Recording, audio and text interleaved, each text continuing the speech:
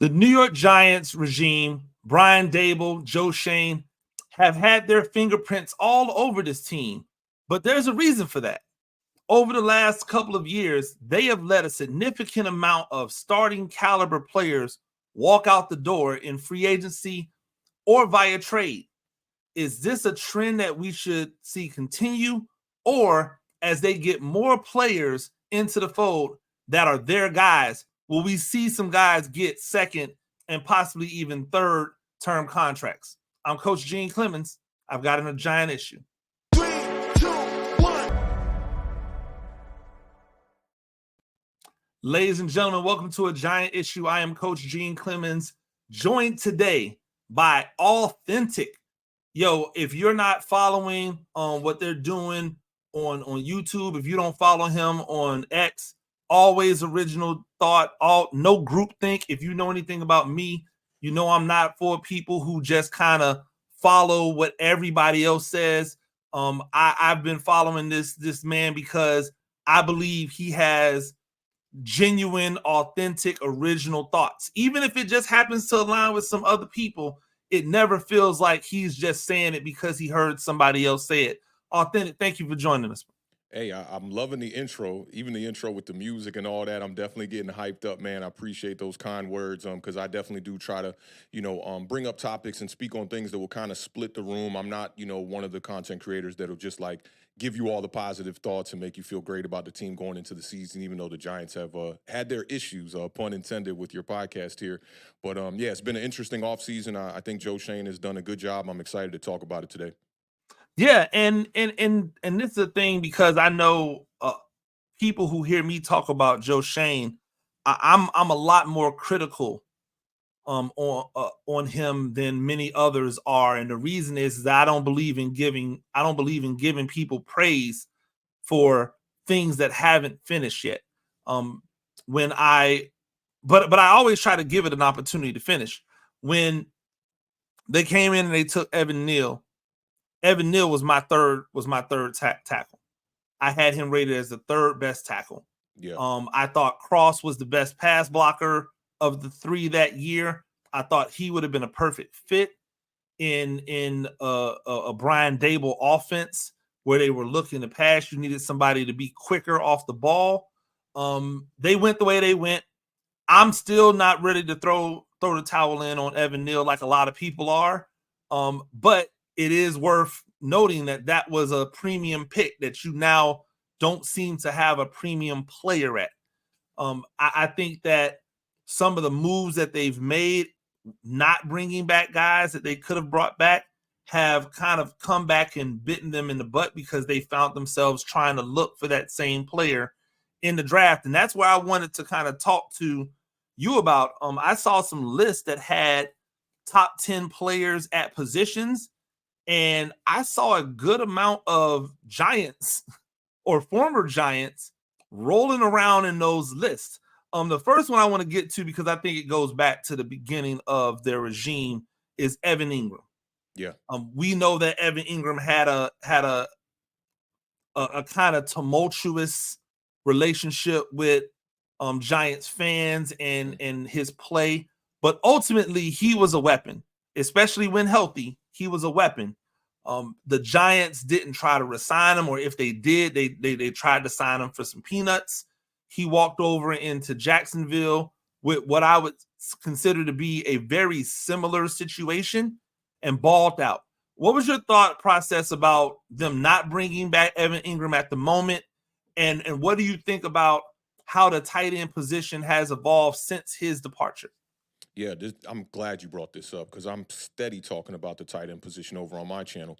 So as far as Evan Ingram, I do think that Dave Gettleman left the roster and the salary cap situation in a bit of a tough, situation for Joe Shane to come in and be able to re-sign a guy like Evan Ingram. Had his fair share of issues as well, I'll say, dropping the ball and whatnot. And you talked about the relationship between the fan base, where I feel like, our fan base is the kind of fan base, especially since we've had Daniel Jones at quarterback, that we like to point the finger at at every other position outside of the quarterback position. And it's unfortunate that for Evan Ingram, a guy who, I think that if he could have got his confidence underneath him like he did with the Jacksonville Jaguars, then he could have had that, that uptick in his productivity on the field that we saw with the Jaguars. Last season, Evan Ingram went over 100 catches with the Jaguars. They franchise tagged him, I want to say, after the first season, and then they ended up giving him the contract. We know what kind of skill set Evan Ingram brings to the table. I just think that it really didn't match what Joe Schoen and Brian Dable were trying to do from a philosophical standpoint, right? Like they wanted a guy that could do a little bit of both, run block, pass block, and be able to go down the field and catch the ball. Now, to address what they've done at the tight end position, okay? They get here first season, they spend a 4th-round draft pick, I believe it was, on Daniel Bellinger. He has a pretty decent season. I want to say like over 30-something receptions. He was getting his fair share of targets in the red zone, and, I think he had like 3 touchdowns that year. So I was feeling good about it. And the Giants did over-succeed that year, so it felt good going into the next year. Now, needing a wide receiver 1 going into 2023, they addressed the tight end position again, and they spend more draft capital on the same position they spent it on the previous season. So they traded the 3rd-round pick that I believe they had got for Kadarius Toney to bring in Darren Waller. That really doesn't work out. They brought in a tight end who was a guy who, had his fair share of injuries already, and we knew that was the asterisk coming in on Darren Waller. And, that's exactly what ends up happening in 2023. And he did have some success. He was the leading tight end as far as yards goes before he got hurt. I think that was the Jets game that he ended up getting hurt in, and he had some success. But we all knew that was the thing that was looming over Darren Waller's entire career had been injuries. John Gruden got the best out of him in those years with Derek Carr, with the Raiders. And outside of that, Darren Waller really has not been able to produce, not because he doesn't have the skill set, but because he just can't stay on the field. So now going into this season, into 2024, my draft board was full of all these different players. I was looking at, 3 tech guys, interior defensive linemen. I was looking at defensive backs. Obviously, the wide receiver class was extremely deep. And I didn't think the Giants were going to spend any draft capital on tight end. And this was before the news had came out about Darren Waller, considering retirement and whatnot. But I think the Giants probably were ahead of that a little bit and knew that, Darren Waller was probably considering retirement. And then here you go again, and you got to address the tight end position for now. 3 straight years in a row with pretty decent, we'll say middle round draft capital from rounds 3 to round 4. So I'm high on Theo Johnson. I do think he has the prototype physical type of build, great catch radius. He's a lengthy kind of tight end. I want to say he's over 6'6", 250, big body kind of guy. I think he could come in this league and have success. A lot of people have him as a sleeper pick, and valuing him right around that 3rd, 4th round position. So I do think it's a good pick, but it is just interesting that we're continuously now in this regime year after year after year having to address the tight end position. Well, yeah, but my issue is that if you're going to get rid of Evan Ingram and then you're going to draft a guy and tell me you want a more like balanced dude, that dude can't be bad at the balance, right? Like that's my problem. Daniel Bellinger was a better blocker in college than he's been in the pros. Mm-hmm. I don't even know how that happened. Like I don't understand how he got worse from college to the pros, but he hasn't been the level of blocker that I thought he was going to be in the run game when he came out. And so now you got a guy who's clearly not as good of a receiving option as Evan Ingram. You bring in Darren Waller. And when I spoke to Waller in Las Vegas at his Icy Hot event, we talked about the fact of how they plan to use him. If you saw training camp, they were using him dynamically. Mm-hmm. And then the first game, Dallas happens and people get hurt and things are going awry. And they don't use him like that. But then Wan'Dale Robinson comes back and they are doing the stuff that they were doing with Darren Waller in the preseason or in training camp. They're doing that stuff with Wan'Dale Robinson. So now if I'm Darren Waller, I'm going, well, this ain't really what I signed up for.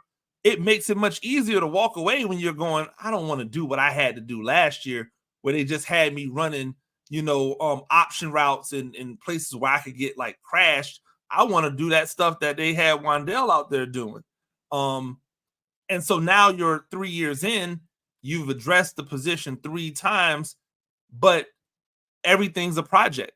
Like nothing is a guaranteed stamp. Yeah. I don't know if that's a win for the front office as of right now with the position. I really don't think it's a win. the Giants were one of the younger teams last year. The Darren Waller move was always puzzling to me. I always thought he didn't fit the timeline for success after signing the quarterback as well. And I do agree with what you're saying about Wan'Dale Robinson and, kind of taking some of that role of like being able to catch the ball in stride and get yak. Wan'Dale Robinson was a guy that more than half his yards were yak. And with Darren Waller, it seemed like every time he's catching the ball, he's taking punishment. And we know that those are the kind of things that can lead to injury. And I was also surprised they didn't run more 12 personnel. I thought that was going to be the game plan entering 2023. You had the success of Saquon Barkley and Daniel Jones in 2022, predominantly in the running game, with Daniel Jones on the boots and Saquon Barkley being the workhorse for this offense.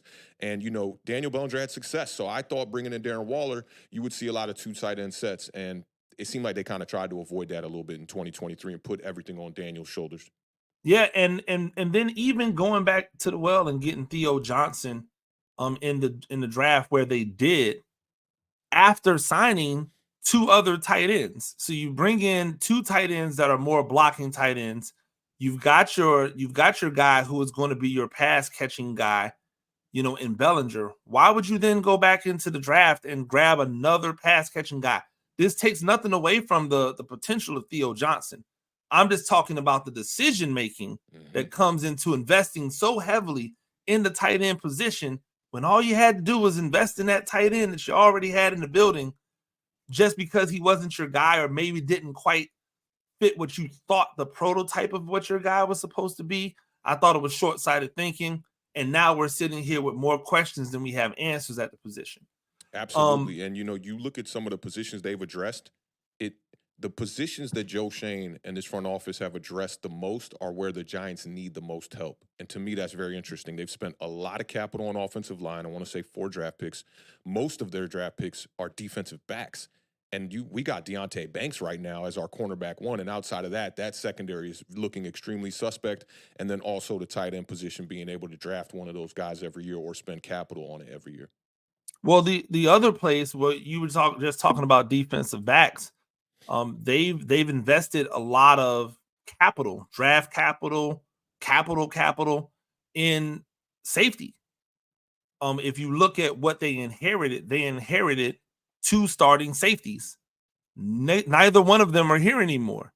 Julian Love was offered a contract late in the game, felt disrespected, decided I'm going to go over here and get this money from Seattle.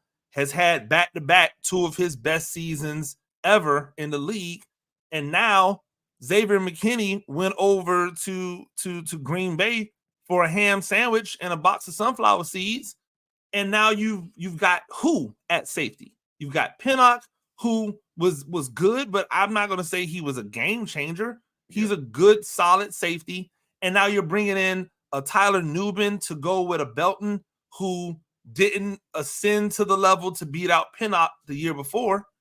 And now he's supposed to be the guy next to Pinnock this year, or will it be Nubin as a second-round pick? I just look at these decisions and go, like, how can you let Love go and then turn around and let go Xavier? Like, I actually thought that letting Love go was a sign that they were planning on signing Xavier McKinney long-term because they said we can't afford to pay both of them, right? Yeah. That's what I thought. And then I turned around and Xavier McKinney is a cheesehead. And now the Giants are sitting in a position where they have more question marks at a position that was sewn up when they got here. Yeah, I mean, that's a really good point. Xavier McKinney is a guy I thought was absolutely going to be back. And, when you have Darren Waller retire, or I think you should have considered cutting him if you couldn't got the answer in time. You could have saved like 6 or 7 million by cutting him as well, and you could have took some of those funds to allocate for the Xavier McKinney contract. And Xavier McKinney has proven year after year that he's a top safety in this league. And I know as one of the captains, it was very unfortunate for him to do the whole thing in Cabo and break his hand in Cabo. And that's not captain-like behavior and whatnot. But outside of that, Xavier McKinney has pretty much been, the prototype for that position. And bringing up Jason Pinnock, I'm a big fan of Jason Pinnock, and I love his play. He finds ways to get after the ball, and when he does get the ball in his hands, he's a dynamic kind of guy that can take it to the house, like we saw in the Miami Dolphins game where he took back, which was our first touchdown of the year, I might add, 100 yard touchdown and whatnot. So losing Xavier McKinney for this secondary, I think is going to be tough. But the one thing I will say on it that gives me at least a little bit of pause and maybe a little bit of confidence in it is the style of play. Wink Martindale, sending the kitchen sink at quarterbacks puts a lot more pressure on that secondary to be able to, hold things down for a longer period of time. Whereas when you look at what Shane Bowen likes to do, it's much more reserved, right? He's sending a lot of blitzes from the nickel cornerback position when he does. And usually Shane Bowen is not really blitzing like that. There's a little bit of creeper blitz, a little bit of fireside blitz, and that's about it, So I do think that playing a little bit more reserved could kind of protect this secondary unit a little bit more. But nonetheless, I don't think you should have let guys like Julian Love or Xavier McKinney walk. And Julian Love didn't even really get a big bag going over the Seattle Seahawks. I think we could have easily took upon that contract. You would have had your safeties shored up. You just drafted a cornerback out of Maryland with Deonte Banks, who has proven that he's a guy already just 1 year in the league. Just got to stay healthy. He was off the field for a couple of games there. And you would have had a secondary that looked like one of the more better units. Instead, you let your main captain and your safety walk. And now this unit is kind of looking like probably the most alarming unit entering 2024. I'd say the secondary is the unit that I'm, most worried about outside of the offensive line. I think it's fair to say that unit has lots of question marks. I do have some faith in Cordell Flott based off of how he played as a rookie outside. I think that what they did bringing him to nickel in 2023 was just to get him more reps because they knew that Jackson was still on the books. And now that Jackson's off the books, he can slip back into that role. And again, with Bowen now in place, where you will see a lot more just 4-man pressure. And if it is a 5-man pressure, that nickel creep, putting a guy like Isaiah Simmons at nickel gives you an explosive, dynamic tackler at that position that allows you to then do a little bit more. It essentially allows them to have 3 linebackers on the field, in early downs, and then keep 2 linebackers on the field, even in dime, situations when he moves over and takes McFadden out. So I like the versatility there, and maybe that's why they don't look at it being as important to keep those safeties, because McKinney and even Love, when they were both here, were really active in the run, in the run defense. Both of them, getting close to 100 tackles. I think Love had over 100 tackles his last year here. So those moves, again, when we start to assess Joe Shane as the guy who's moving these chess pieces, I can't give him high marks for letting homegrown talent walk out the door. Absolutely. I'm there with you on that. And, when Isaiah Simmons was traded for, I don't know if you remember, but Xavier McKinney was all over social media talking about his value and being undervalued and not appreciated and all that stuff. And I think the writing was on the wall when they brought him in. And honestly, I think Wink Martindale would have found a way to keep both of them here. But it just seems like Xavier McKinney was not a priority, and that Joe Shane does not prioritize the safety as a position that he wanted to pay top dollar for. Yeah, and clearly another position that he does not value is running back. Yep. He's made it abundantly clear. He's used all the subliminals on Hard Knocks through these first couple of episodes to tell us that he does not really value running backs of that nature, because if Saquon Barkley is not worth valuing, then I don't know who's worth valuing, right? Saquon Barkley, we know what he wanted. We know we have an idea of what he was offered back in 2022. What he allegedly turned down, which was a deal that was similar to what he signed in Philly. We believe that to be true, although everything is sources. We know for a fact that at the end of 2022, instead of franchising Jones and letting Saquon test free agency or signing him, They decided to sign Jones and put the franchise on Saquon. And then we know in 2023 there was no real offer. Yeah. And the idea of Joe Schoen throwing out there $7 million as a value for Saquon Barkley is, I mean, it's laughable. Like the idea that that's what he would be worth on the open market. Yeah. I really and truly believe that when he said, hey, you know, can we get a guarantee that you'll give us a chance to match? It's because he really believed that Saquon Barkley was going to go out there and not find much more than $7 million a year. And he wasn't banking on a team actually paying him something of that nature. If Saquon Barkley had come back to Joe Schoen and said, hey, this is what Philadelphia offered me, are you going to match it? Do you think they match it? Absolutely not. And you brought up some good points about the Hard Knocks situation where they undervalued him at, I won't even say they, Joe Schoen undervalued him at $7 million because there was other people in the room saying, hey, they were maybe banging a team the like table. Philly will go out there and sign him. Yeah, and that's they were exactly banging the table. Happened. Yeah, it's kind of interesting. And we all saw the same show. But if you look around what's going around on social media, there are so many split different opinions on that. Like other people watched a totally different show. Now, the conversation is kind of interesting because Joe Schoen tells him, hey, man, first he talks to his agent, right? Mm-hmm. He tells the agent, we're not going to tag him. We're going to let him test the market. And then he calls up Saquon. To me, I mean, I can only imagine if that's my agent, he's probably sending me text messages while he's on the phone with Joe Schoen saying, hey, man, he's about to call you. This is what it is, okay? And that's why I think Saquon answered the phone a certain way with a certain demeanor. And asking him to circle back after the fact, after you say, hey, go test the market and whatnot, and then guarantee us, promise us that you'll call us back and let us offer to, have a chance to counter.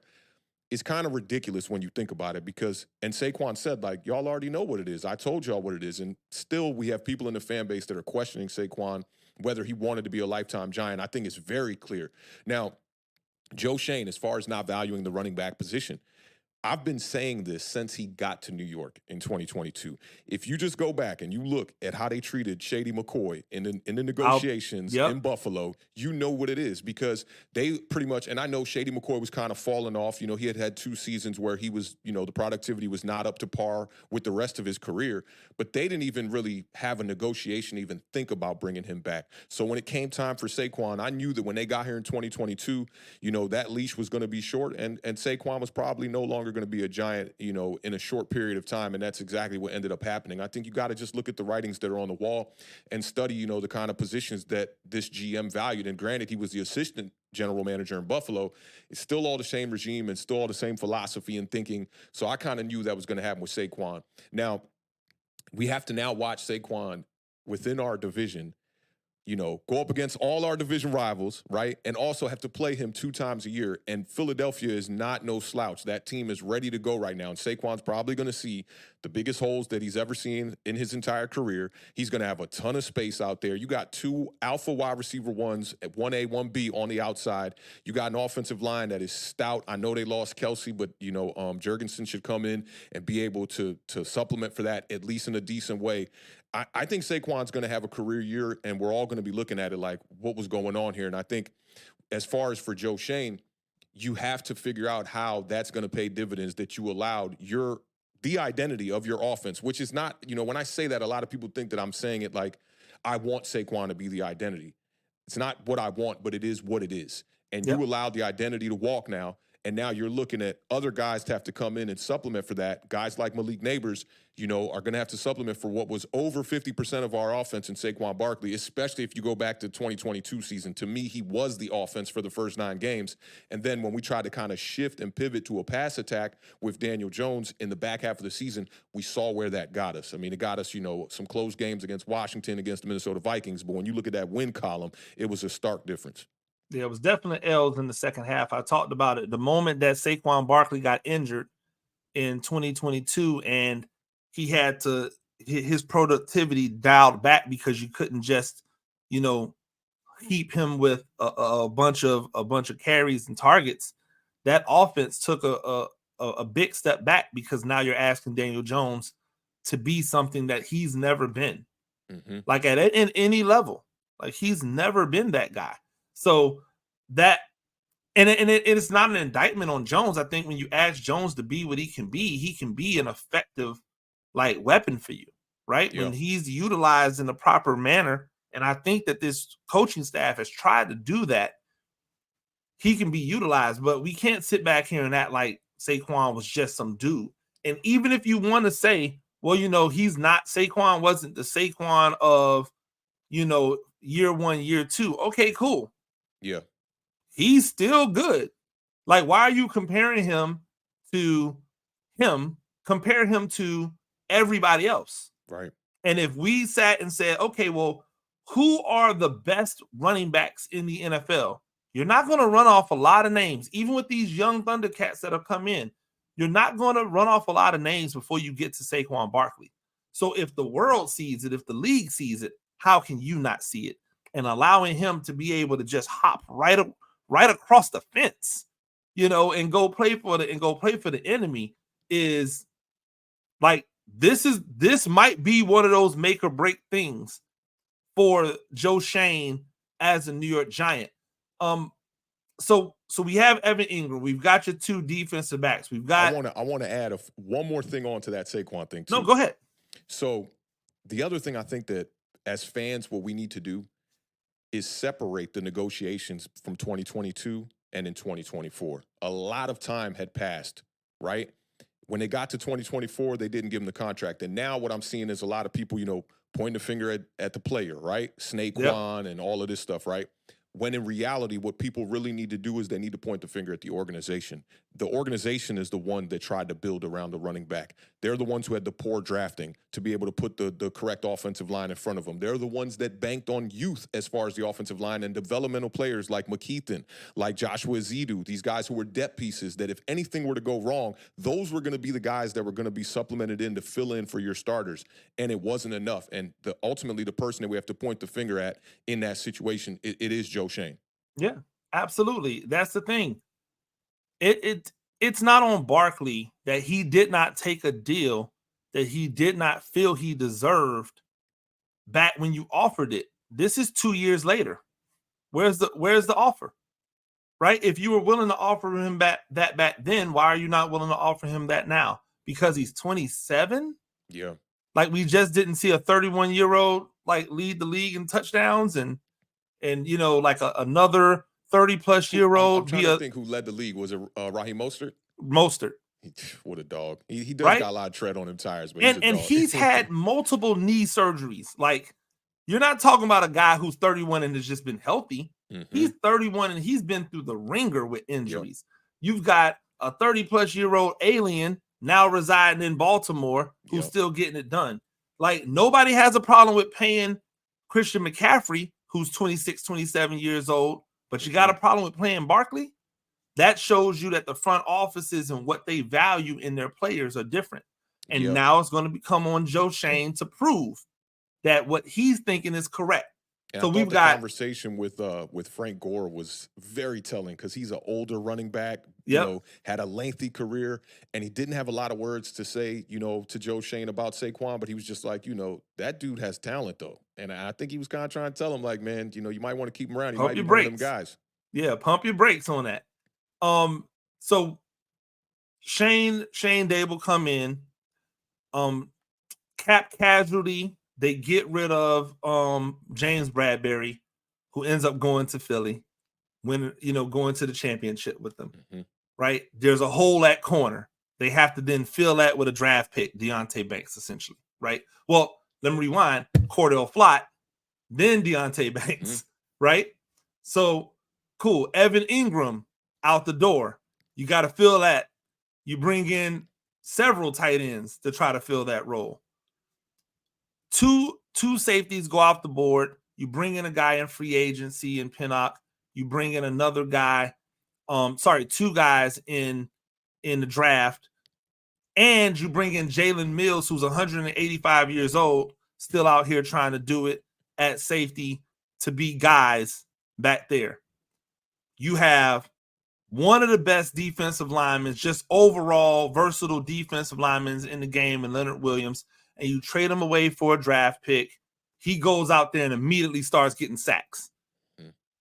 I think that is one of the most telling things about what's been going on with the guys that they let go. Every guy that they say, you know what, we don't value enough to keep you, they all go out and ball. Like, it's not like they're leaving and then you go, oh yeah, see what I mean? They were not them. Like, Bradbury immediately made the secondary better that next year. Yeah. Evan Ingram immediately made the passing game better in Jacksonville. Love made the defensive secondary better in Seattle. And then when Leonard Williams went over to Seattle, he immediately made their defensive line better to the point where they paid him a boatload of money this offseason to come back. And now you've got Xavier McKinney leaving and going to upgrade a Green Bay secondary. And you've got Saquon Barkley going to join an offense that was already loaded with stars. If you're Joe Schoen, you got to be just sitting at his office, looking at all of his screens, but over on the side, keeping a ticker of statistics for the guys that he's let go in this time. It's got to be rough. John Feliciano to that mix too, because he went to San Fran, and I know he was kind of like a depth piece, but he was definitely contributing to that offensive line as well. Yeah. I think with Feliciano was more of he gets to be one of instead of the one. Yeah. Right. Like, I think that was better for him. He always operated better as a piece, as more than a focal point. Mm-hmm. So, but then also if you go further, you got Feliciano, you've got Zietler, who went over to Baltimore and continued to ball out. He was a guy who got the X under Shane when they came in. Just a lot of former Giants out there finding ways to get it popping in other places. And at some point, this regime is going to have to show patience and or loyalty to somebody other than Daniel Jones. Right? That's the big question right there. What do you think will be the most, if you had to guess on a guy who is not a Joe Schoen pick on this team that might be the next to go, who would that guy be? Trying to think who might be left. I mean, at this point, yeah. I mean, there's not really many players left, to be honest. I mean, who comes to mind for you? Beginning of the week, Emery Hunt put me on to a name of a guy who he thinks might not make it to the regular season. I was actually shocked because I would think that would be a year early, and it's Darius Slayton. Whew. He thinks that there may be a situation where Jalen Hyatt gets the nod because, partly because he's under contract and, can move forward and be kind of that guy and justify using a third round pick on him, that type of stuff where he kind of does the same things as Darius Slayton. Mm-hmm. And I thought that would be more of a 2025 thing, but he thinks there's a chance that could be a 2024 thing, and they might look to move Slayton in, via trade or something of that nature, because they can get that same benefit from Jalen Hyatt that they get from Slayton. Because if you make Slayton your 2, now you're essentially bringing Jalen Hyatt in to be a slot guy, and that might not be the best usage of his talents. I thought it was very interesting, but I do think that Slayton is the guy who the clock is ticking on him. Absolutely. Being here, because they've just shown how much they value him in the way in which they've done his contract. They essentially gave him a contract that was incentive laden that they know he has no chance of getting. Yeah, and even the bonuses weren't even that high. They were in the hundreds of thousands per. Yeah. I definitely think, I've talked about this before too, and Darius Slayton's probably the last guy left. And I do think he's going to be the odd man out. I talked about this on a Bleacher Report stream that I was on like last month. And I'm with you on it, though. I don't think it'll happen this season. Big shout out to Emery Hunt. That's my guy. I love what he does. His takes are just spot on to me. He was one of the people that were ahead of the curve on Tyrod Taylor and all that stuff, and people were giving him flack for that. But as far as Darius Slayton, I think that his productivity that he has had while he's been here, being the number one wide receiver for 4 out of the 5 seasons that he's been here, I think that you have to keep him around this season as kind of an insurance policy in case Jalen Hyatt can't take that leap and get the, the well-developed route tree that we need from a guy like Jalen Hyatt. We know he can do all the burner stuff, take the top off of these secondaries and whatnot, and get the ball down the field. If the quarterback can do that, he'll be able to make those plays. But I think Darius Slayton brings a intermediate factor that Jalen Hyatt has not quite refined just yet.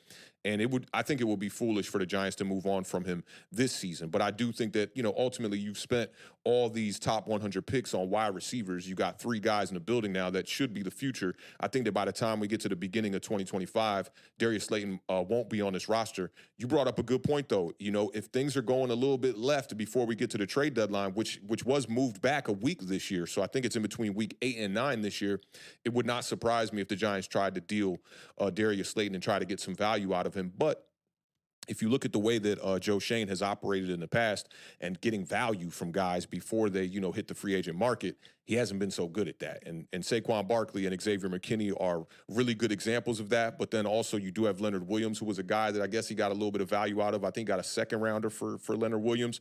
But I do expect that move with Darius Slayton to probably happen maybe by the deadline. But if I had to make a bet on it, I would say it would happen next year, just because, Darius Slayton has shown his value here, even in 2022 when Shane and Brian Dable got here and decided to put Darius Slayton on the bench for like the first couple of weeks. As soon as he got in the game, his impact was definitely noticed. Could have been a 1,000-yard guy that year if he probably would have played, the first couple of games. So I'd expect Darius Slayton to be here, but I think he's the only guy from the Gettleman regime that has any value on this team, and he'll probably be gone outside of the ones that have been signed, like Dexter Lawrence and Andrew Thomas. Yeah, no, it's definitely getting late for anybody that was, here during the former regime. I want to talk, because we've been watching Hard Knocks preseason documentary, and you are doing an in-season documentary this year. Really, really excited to see how that goes. By the way, it's Awthentik in the Beard on YouTube, right? Yes, sir. Awthentik in the Beard on YouTube. Make sure you go to YouTube, subscribe to the channel, follow all the content they're doing there. Tell us about this in-season documentary that you're doing. Okay, so I'm my background is in music. I've been doing music now for 25 years. I graduated from Omega, got my degree in audio engineering over there, and I've been slowly shifting into film. That's been my thing. I run a recording studio by day, and I'm kind of fusing the two aspects of media. I've done so many things as far as engineering and in sound. Um, I've done I cut some records for J. Cole's album on the off season. I've had recordings that were placed in the Martin Scorsese film that just came out, Killers of the Flower Moon, where I've done all the harmonica parts that you hear in that were recorded by me. That was done at Coordinate Studios down in DC with actually one of my students. So seeing that, I'm always about like raising that bar. I say it at the end of every one of my podcasts. So I'm trying to kind of shift out of music more into film now. Because I just feel like kind of audio is kind of like losing its value as far as high level content goes, just having audio. So we all know that a great movie is not a great movie if it does not have great sound. So I'm fusing those two things. And I figured what a better way to get my feet wet in the director's kind of role than fusing what I've been doing here on YouTube for 5 years and within the Giants community. So I'm doing an in-season documentary. Last year, I had the pleasure of going down to the Washington Commanders camp, and I also went to the Baltimore Ravens camp as well. And I'm kind of fusing that idea now with just documentary content. So the first thing I'm going to be doing here is visiting all the training camps this year within the NFC East. The one that's kind of like a little iffy for me is the Dallas Cowboys, but I already got tickets to Giants camp, Philadelphia Eagles camp on the 1st, and I'll be at Commanders camp. And also shout out to my homie Chris Peace, who got me a ticket to go watch some film watching sessions with the Commanders as well. So Nice. This is going to be from a fan perspective. So I'm going to be doing plenty of interviews with fans and also trying to tap into the training camp portion of things that people can't see if they can't get out there for the beginning of portion of the season. And then throughout the season, I'll be documenting all the games, trying to get out to games and interview fans. I got a couple of commitments from some beat reporters in the New York Giants community as well. Shout out to Pat Leonard, who's been doing some great things as well, who agreed to do some stuff with me, Art Stapleton as well. So just kind of trying to bring the film aspect to the Giants content creation community, because I truly don't consider myself like a YouTube content creator, although that's like what I do a lot of. I'm trying to bring more of the film aspect to that community. So real documentaries where I'm actually shooting stuff with my camera and you know, just getting into the trenches of, you know, these conversations that are being had and like you open the show with that aren't the typical just like propping up our team on a pedestal simply because they are our team. I like to get those different perspectives that, like I said, will split the room. So throughout the year, it'll be a training camp thing. There'll also be a feature on the quarterback position. I used to play quarterback in high school, so on my channel, a lot of people even talk about it. They're like, yo, you're always focused on the quarterback. And that's just, I played the position and I'm always talking about quarterback. So I am going to have a segment in the documentary that'll be strictly focused on the rookies that came in. And again, shout out to my brother Chris Peace, who gave me tickets to the Commanders and Patriots preseason game. So I'm gonna be at that one to be able to see 3 quarterbacks from this draft front and center, and be able to bring my camera in there and film some things and whatnot, and bring some of that back to the table to have those conversations with the fans within the community. And that's fly. I mean, I always look at it as you don't have to label yourself as anything. Creatives are creatives. Like that's what we do. We create. Facts. And we find whatever avenue we can to create. If you've listened to my my introductory single off my fantasy football EP I'm dropping called Return of the Mac. I've got a Saquon's not two or three. Don't make fun of the audio. It's just me in here messing around. It's terrible audio on there. And anytime I have any sound engineering friends, I'm like, yo, just don't make fun of the audio. I can't afford you. Hey, well, you know who to reach out to, man. I'll bless you and help you out as much as I can, bro. Yeah, no, it's good. I like doing stuff like that. You know, I come from a background where I just try to do everything. I played sports, you know, did stuff in performing arts and also in broadcasting. And so like it's always just been a creative space for me. So anytime I get a chance to see other creatives, it's a positive thing out there. Keep doing what you're doing. Tell Absolutely. everybody where they can follow you to see all your stuff at. Definitely. So I've been contracted with Bleacher Report for the past like year and a half. You can definitely check me out over there. I'm there usually during the season 4 times a month. In the off season, it's been about 2 or 3. I'll also be doing recaps for every Hard Knocks episode the morning after the episodes air. So that'll be on Wednesday mornings. Also during the season and off season now, it's just been almost an everyday type of thing over on YouTube for me. The channel is Awthentik and the Beard. That's with my sandbox homie, who's a Commanders fan. We cover the NFC East, and we do it from a Giants perspective throughout the season. 4 streams a week, so it's content just constantly, rapidly. And I'm also on Twitter or X, whatever you like to call it. I'm there, just at Awthentik, the way it's spelled right here. Always having conversations on Twitter and within the Twitter Spaces. And shout out to Emery Hunt, man. He came in and popped into one of our spaces just 2 days ago and gave us some really great insight into some camp kind of conversations that were being had around 2017 around Geno Smith and around Eli Manning. But that's where you can catch me. And throughout the year, keep your eyes peeled for the in-season documentary. All those episodes will be released on my YouTube channel, Awthentik and the Beard. That's what's up, man. Once again, I appreciate you. Appreciate you coming in. Ladies and gentlemen, make sure New York Giants on SI. That's where you can find all of my written content. That's where you can also come and join the YouTube channel, New York Giants on SI, the YouTube channel. Make sure that you download this podcast wherever you get your podcast from, Apple Music, Spotify, all the other blah, blah, blah, blah, blah, blah, blahs. For Awthentik, excuse me, I am Coach Gene Clemons, and I have a giant issue.